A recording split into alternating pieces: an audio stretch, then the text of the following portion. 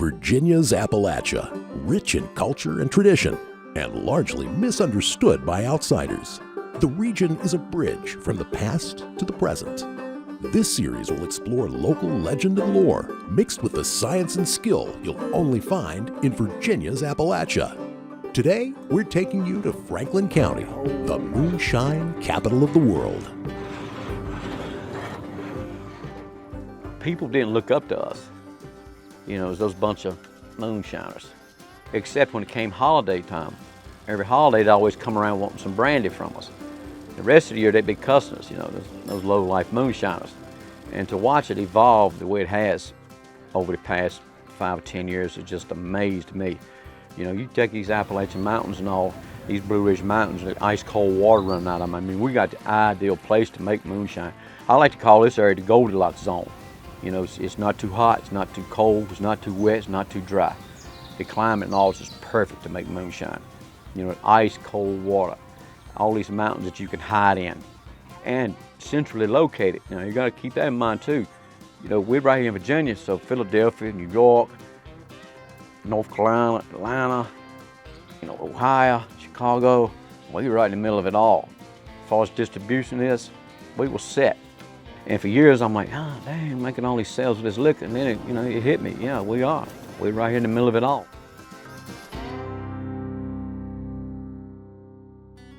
When we're talking about moonshine, that's a term that a lot of people outside the region use. Around here, they refer to it as white liquor. And originally in the 18th century, it was a farm product.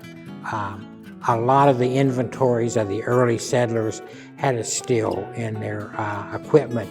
And in the fall of the year, when apples or peaches or whatever was being harvested, they would make liquor and sell it. And so it's always been made in this area from the 18th century to the present day. And the thing I think that most people don't think about, they think about someone making liquor and it's made for the community right around them. But in this community, it's been a way of business, a way of life, a way to support yourself. And whole families were involved in it. And it's just part of the customs and the culture of this region. The history of moonshine in this region, we're just really well known for it. And it's because it was really an industry. It wasn't just a business, it was industrial in volume. And I think people just don't understand the magnitude of what was being produced here, especially in the western part of Franklin County. And that's why we became to be known as the moonshine capital of the world. People have a misconception that the people are hillbillies, that they're lazy, and it's the complete opposite. There's a lot of ingenuity involved in making moonshine because you're trying to make it in circumstances that are very hard. You have to be very creative, and so in many ways it's very sophisticated what they do. And there's no way that you would want a product that's bad because you want to have returning customers. So you want to make your products really well. And the folks obviously did in Franklin County. And that's why moonshining, we're known for that. And it's part of our heritage. And we embrace that heritage. And it's based on facts. I mean, there are books written about it, and it's, the records from, the train companies and everything about how, the shipments of sugar and all the products coming through here. It's legitimate. So we just stated that that's a way of, making a living and making a very good living for some of those folks at the very top.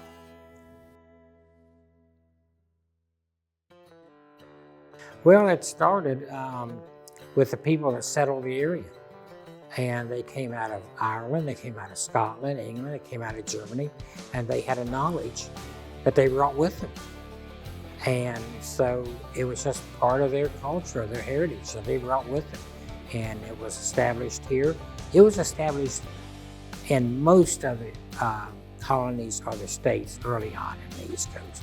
It was just something that was part of everyday life and farming. So the traditions were already within the families.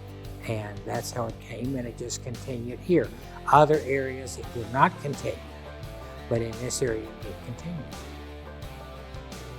During the Prohibition, it just boomed in this county. That was probably the heyday. And from looking at railroad records to the amount of sugar that was sent in by boxcar loads here and unloaded, the amount of containers that were shipped in here, it was a real heyday for making it. And after that, when Prohibition was over, it was legal to buy it, but there still was a market for this other alcohol. It was cheaper. And so it was sold in a lot of different places, and it continued, and it continues on to this day. Now, we have several legal distilleries in this county. Some of them are really tied through families that had a tie going back generations into making whiskey, and it's sort of been a thing of pride. There was a pride in what you made. People have talked about whiskey that would make people go blind or things like that. You didn't sell whiskey to someone that would not come back as a repeat customer. And if you were selling someone 60 or 80 cases of whiskey, you wouldn't get paid. So this thing of going blind and selling bad whiskey just wasn't taking place because it was a business. And that's what people have to realize. You know, if you take a moonshine, you take a stack of metal and a stack of lumber and set it out here on the ground, how many people can take that metal and that lumber and cut it and nail together submarine steels, turnip type steels, steamers that we used to run from nothing? I mean, from nothing. Most people these days had to run out and buy it, get online and try to buy the equipment. We build everything that we've ever used. And with that said, then you got to get out and, you know, to set up a steel site and hopefully make some money, you got to find a place to put it. In summertime, you got all the leaves out, so you can go under these big old white oaks and red oaks and everything's fine. But then when wintertime comes and leaves fall, you got to find a pine patch. And that's what my dad always did. You know, he knew everybody in the county and everybody in the county knew him. So we had no problem finding sites. We'd give a landowner maybe $100 a week to come through his land. He didn't care, a little drink of good liquor. And then you got to have the water. You got to have enough water to supply that cooling system. Not only do you have to fill these subs up, but when you go to run that liquor, you got to have a stream of water that runs all day long. You can't stop in the middle of it. You got to condense all that steam. You got to condense it down to your alcohol, and you're talking about an all-day process from daylight to dark, days and days in a row. So you got to make sure you got plenty of water. You got to make sure you got plenty of coverage. You got to be able to get in and out of a steel site. You know, summertime, you can take a regular car, a regular pickup truck, and drive right on in because there's no snow and ice and all that stuff. Come wintertime, all that went out the window. You had to have four-wheel drives, Jeeps. You had to have chains. I mean, you had to have an array of vehicles just to get into a site because you're going far, far back in the woods. You're not working on the side of the road anywhere. You're working way back in the woods.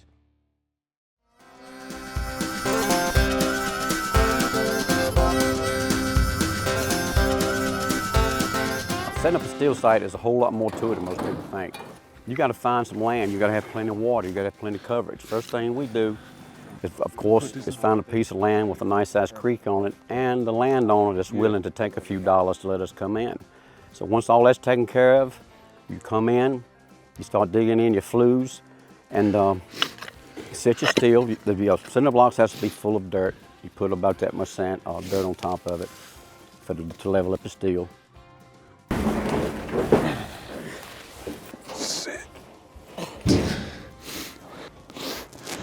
That's too far. We're gonna mash it in the barrel, not the steel. Right, exactly.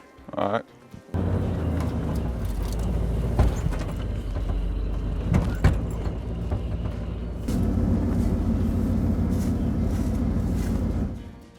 You think about the climate here. I mean, it's not too hot, it's not too cold, it's not too wet, it's not too dry. I mean, it's perfect. It's perfect for our grain. It's perfect for the water that we need. And that's why our liquor's so good. That's why our liquor is so good, just because of these springs. You can see rolling down these rocks here. And if you don't have good water, you might as well hang it up. You can't, we've worked off of rivers, and we've worked off of ponds. So you can taste it once the liquor comes out? No, not that, it just don't produce as much liquor. Oh. Yeah, when you come off of these springs like this, come straight as mountains, you'll make a whole lot more liquor, and that's what it's all about. Good liquor and Good turnout. good turnout, exactly. That's what I was trying to say. Now you learn.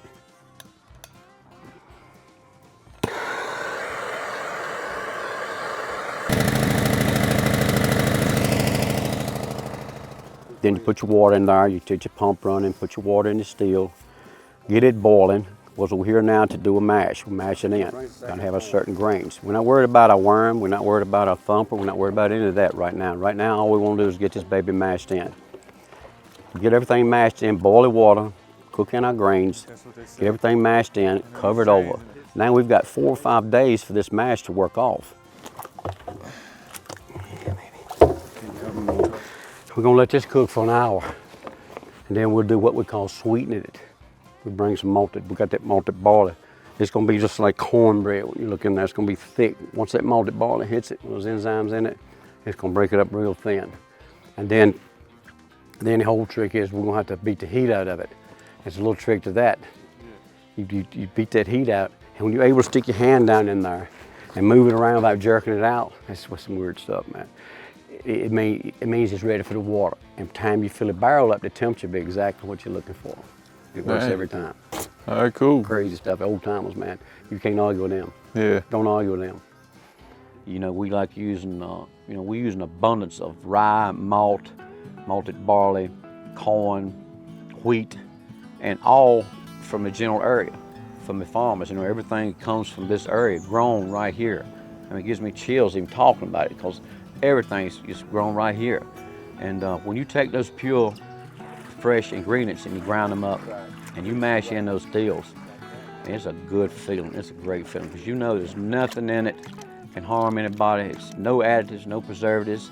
And we do the same thing with our peaches. Growing up in this area, you know, everyone, I don't care who it was, you knew somebody that was involved with it. You just had to, whether it was your family or a friend or whatever. And some people didn't want to talk about it. And it really wasn't talked about until, honestly, the past decade or so, because of the distilleries coming about now, and it's, the mystique of it. My grandfather in 1935 paid cash for a brand new car, a brand new pickup, a brand new bulldozer, and a brand new 2-story brick house. That's the amount of money he was making at the time. But there's a lot of people that laugh about it and just don't take it seriously. And I've always found it an immense source of pride that people in this area, were so creative and hardworking that look what they did with nothing. And they made something of themselves with nothing. So I think it's a wonderful thing to talk about, but a lot of people, they think about it in a stereotype, in that way. You think, oh, well, we're more than that. Well, of course we are more than that, but look at this. This is really, our roots. This is who we are. These are our ancestors. Let's be proud of that. There's nothing to be ashamed of, in my opinion. And now with alcohol being, it's okay to make it, all these distilleries, that's changed perception. It's the cool factor now, and oh, that's really neat, but hey, we go way back with it, and this is why we're known for it. Back talking about the moonshine days, my father was a big kingpin moonshiner. I mean, he ran probably one of the biggest moonshine businesses this country's ever known. And, I grew up around it. I used to take and pump gas for him, and he'd go out to steel sites. They used raw gas back then, it came in tin cans, and he'd give me a nickel a can to pump the gas. It'd be bunches of cans. Then the next day, those cans would be gone. And I'm like, man, they got some kind of operation going on here. And then I remember him sitting around before daylight when I was a kid, and it'd be 4 or 5 guys around the kitchen table, and they'd be talking business. Of course, at that time, I really didn't know what the business was, but as I got a little older, he started taking and would take a few pints of liquor and have me to hide it out in the woods. So if people would come wanting a pint or two, he would send me out to get the liquor and bring it back to the house to make the sales. But I watched my father go in. It was in and out of prison my whole entire childhood. Visiting him in prison. So I pretty much knew what was going on. And it came to a point where, you know, was working in the factories and all, there's nothing wrong with that. But I want to do the same thing that my dad did, my uncle, my grandfather and all that. Now I'm starting to get a little taste of all that, you know, knowing what they're doing for a living. So I asked him one day, I said, you know, Dad, I want to make liquor. You know, I turned 18 years old, and I said, I want to make liquor. The factory up there is killing me.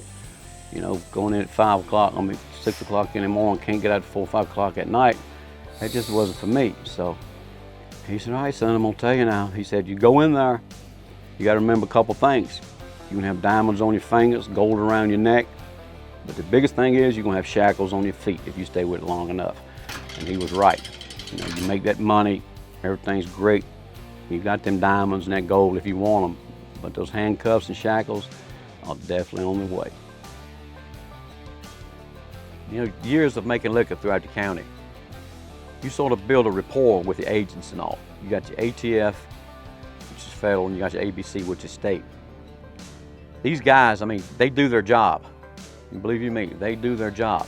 But you had a certain number of them that wouldn't overdo the job, I guess I'm trying to say.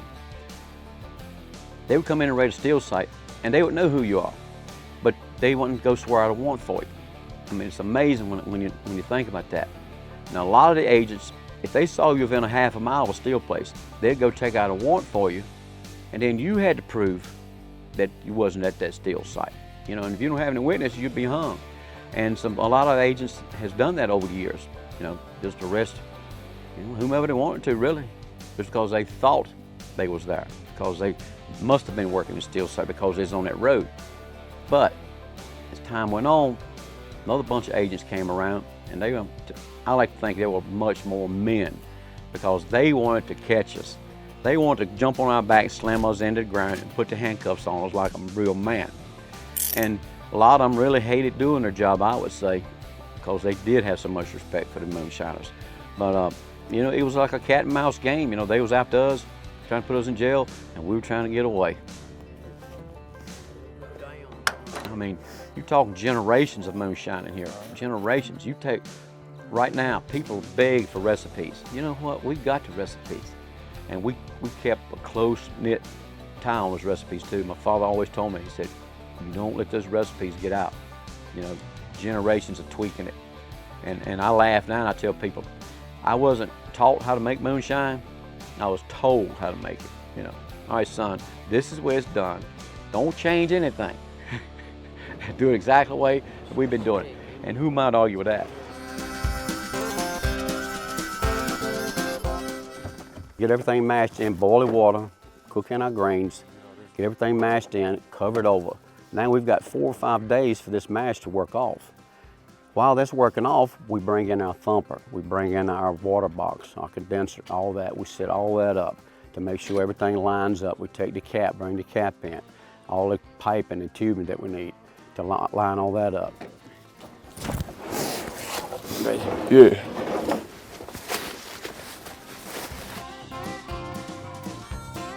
Once we get all that done, we know we set when that mash works off. It comes under a cap. When it works down, it'll be sizzling, and you know, you listen to it when it quits sizzling and you taste it, and it's good and bitter, and you know she's ready to run. It's not sweet. All the sugar's done worked out of it. Clear right out. Now you talk about people using hydrometers and like that. You know what our hydrometer is? It tastes pretty bitter. Whoa. Yes, it is bitter. Yeah, No sugar left in that. Come in, we bring a propane in with us. We bring a proofing barrel in with us with a filter. So once you dig these flues in, get everything in, all the equipment in, and the beer's ready to run. We come in that morning, we put our mash over in the steel, we throw the fire to it, we use propane with no regulators on it. We're coming straight off of the propane tank. With a regulator, you don't get enough heat to heat a steel that size. So we always take the regulators off, which is very dangerous. And once we throw that fire to it, you gotta keep it stirred. Constantly gotta keep it stirred. If you don't keep it stirred, it will burn. Now, a lot of people talk about poison, methanol, and all this stuff. That's one thing about here in Franklin County, in the Appalachian Mountains here. anybody's got any sense at all to know, and these guys do through these areas, methanol boils off at 148.5 degrees. When it hits that temperature, all the methanol boils off, then the ethanol starts to boil. Once that starts to boil, you cap the baby. So you've got no methanol in your system at all, it's gone. Once you cap that baby, when it starts to boil, the steam comes out, which is ethanol. Now what you want to do is you want to take it where you want it to go. And that's where the cap and all the equipment comes in. Now we want to direct it a certain way. So we put the cap on it, we chain the cap down. Now the first place we want to take it is to the thumper or the doubler. And that doubler usually has chargings in that doubler to where it'll increase the alcohol after we get it run. It also strips it of impurities. A lot of impurities go through that doubler. The alcohol travels from the steel to the cap, over to the doubler. Now it goes from a doubler over to the coil worm. Now, this coil worm, we call it sitting in a water box. We got the pump running, cold water's constantly coming into that water box. Your water line, and this is very important, your water line goes in the bottom of that water box, where as it starts to condense, the alcohol starts to condense, the hot water will rise just like heat at any given thing. Anytime you throw heat, heat's gonna rise. So we got a slot in that water box with the cold water on the bottom. As it heats up, that hot water rises and runs off the top of that water box. That way you constantly got cold water coming in. As that steam goes down that coil, it reaches 2 or 3 coils, it starts to condense. Now when it condenses, we want to make sure that we don't run it too hard. We want to make sure that liquor's good and cool, because you don't want it too hard, it'll be a little hot. And once it starts running, it's real high proof. You see a lot of people grab it right out of the worm and start drinking it. You can't do that. That stuff is so high proof. I mean, it'll eat the skin off your lips, believe me. So that's why we got a proofing barrel and we got a filter. So as it comes off, we start catching it a bucket at a time. We pour it through that filter, it goes down. Now every bucket we get, it starts to get a little bit lower as far as the alcohol content, lower and lower. So this is the trick. You got to keep mixing the low with the high until you get it to a point where you can sell it. Now, different liquors calls for different, what we call bead, different proof. If you run in regular corn liquor, you can have it say at 90, 95 proof. If you run in brandy, peach brandy, apple brandy, it's got to be 105, 110 proof.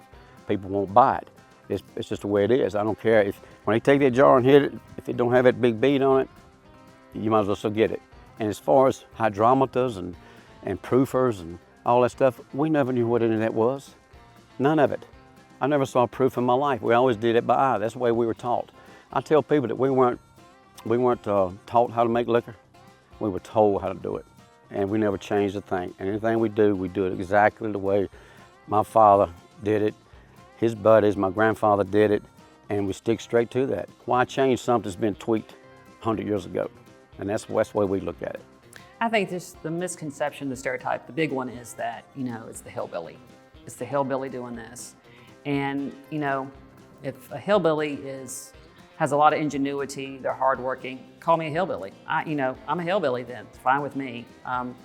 That's the big misconception about people that make moonshine, is that they, look a certain way and act a certain way. And to me, it's all about carrying on your heritage and being a smart business person and honoring your traditions, your family. And, it's really gained traction with the distilleries now being legal. And I like seeing that people that have done this their whole lives or learned it from their parents or grandparents can now make a legal living doing this. Moonshine is a big factor in our tourism here in Franklin County, but it's also somewhat in its infancy, which is hard to believe. It's been around for a very long time, but here recently we've started to see the families that have opened up the legal distilleries, and it's really opened up a lot of opportunities here in Virginia's Blue Ridge, and especially in Franklin County. And we're also very excited as we move into the future, as Franklin County, Patrick County, and Floyd County have kind of partnered and teamed up, and we're creating the Virginia Moonshine Heritage Trail, which will look to draw even more visitors into our localities. The moonshine industry is bringing in folks from all over the world, and a big reason for that is the authentic nature of the moonshine and spirit industry here in Franklin County. From the family, the places, the people, and those unique stories. That authentic nature is, I think, what is drawing people here to Franklin County to experience authentic moonshine. That smells real good.